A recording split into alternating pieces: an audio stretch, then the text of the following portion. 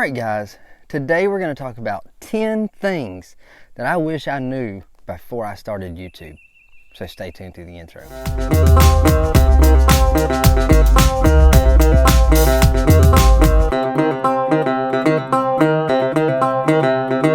What's up? My name is Doug, the Bearded Outdoorsman. Welcome to another video. If you're new here and you enjoy beard product reviews, and gear tips, then you have come to the right place. Today, we recently hit 1,200 subscribers, so I wanted to do a video talking about 10 things that I wish I knew before I started my YouTube journey. They're in no particular order, but I want to break it down and give it back to you guys in case somebody's watching my channel that is interested in starting a YouTube channel. So it's things to think about.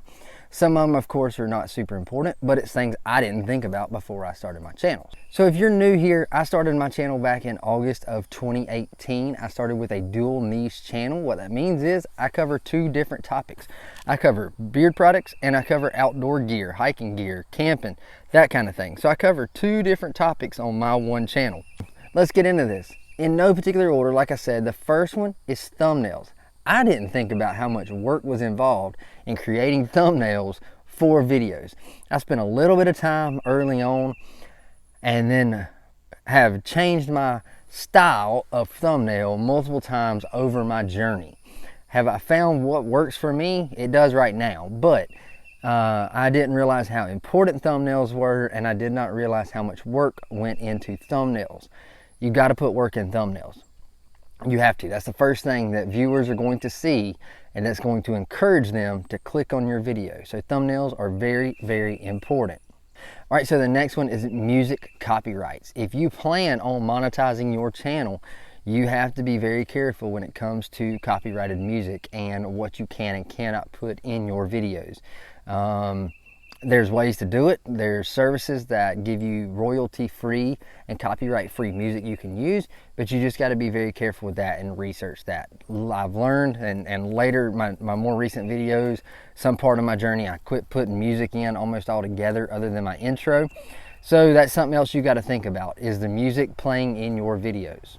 All right, the next one is video ideas. Now, you can have an idea for a video to kickstart your YouTube journey. But before you start your YouTube journey, you need to come up with 5 or 10 or even 15 more video ideas to be able to roll on with once that first one is there. So you don't just think of one idea, do one video, and then stop. You need to have those ideas ready and continuing to formulate those ideas. The next one is be yourself. Yeah, I mean, there's so many people that try to put on a different persona than what they really are on YouTube. You just got to be yourself. And initially, when I started my channel, I tried to be behind the camera, not even be in the camera, just review things, and realized that wasn't me. I couldn't do that. That's just not my personality. That's not me. And so I had to switch gears and change things up. So just know early on, be yourself, stay true to that, and roll with it.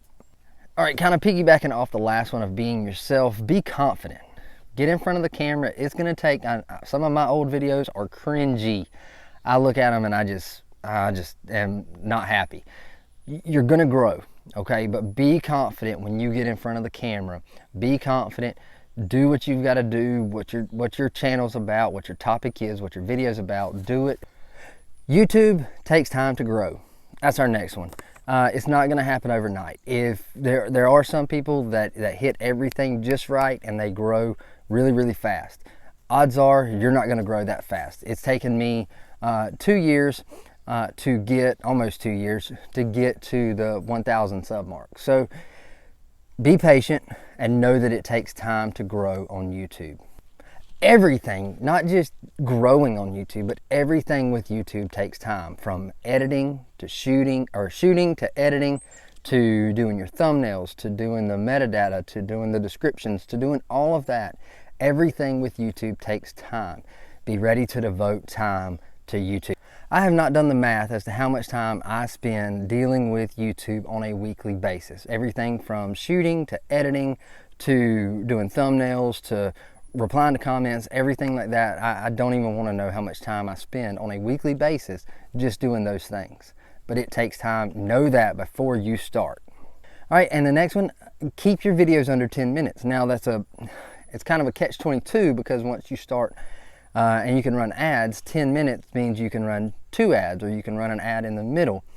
But when you're just starting out, you want the watch time. You want people to watch your videos. So the shorter video, people have a short attention span.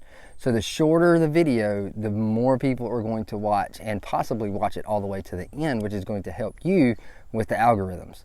So you want to keep those videos under 10 minutes, at least initially, unless you have a very, very interesting topic that you can keep somebody plugged in for 10 minutes. All right, so the next one is services like TubeBuddy. I can tell you TubeBuddy is amazing. It is a great process and program that you can use. You can use an app, you can use a paid version, they have a free version. You can use it on desktop, extensions. There's so much to do with TubeBuddy that can help you do your titles. It can help you with your tags. It can help you with your thumbnails. It's just an amazing, amazing program and app, and I'll have a link in the description below. You can get over and check out TubeBuddy. I use it and I absolutely love it. All right, and the last one is don't obsess over the numbers. I found myself when I first started on YouTube multiple times a day getting on the Creator Studio, looking at my numbers, looking at my watch time and subscribers, and that just consumes so much and takes away from you creating content. You need to focus on your content. Of course, you need to look at your analytics to know what's working, but don't obsess over it. Don't focus on it every waking hour. Focus on it just enough to make changes that'll help your channel. But other than that, do not obsess over the numbers. I've been there and I spent so much time looking at numbers. It just wasted so much of my time. Time when I could have been shooting videos, I was obsessing over numbers and just digging through analytics, and it didn't help me. I didn't take anything away from it.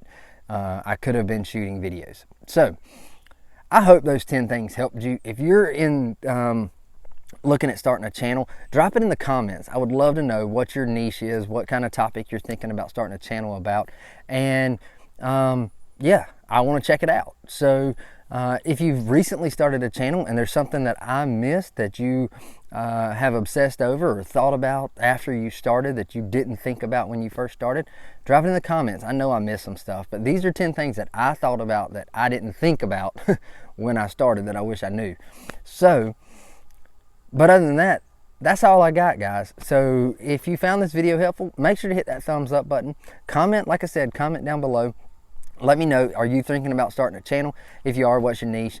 And until next time, stay bearded, get outdoors, and God bless.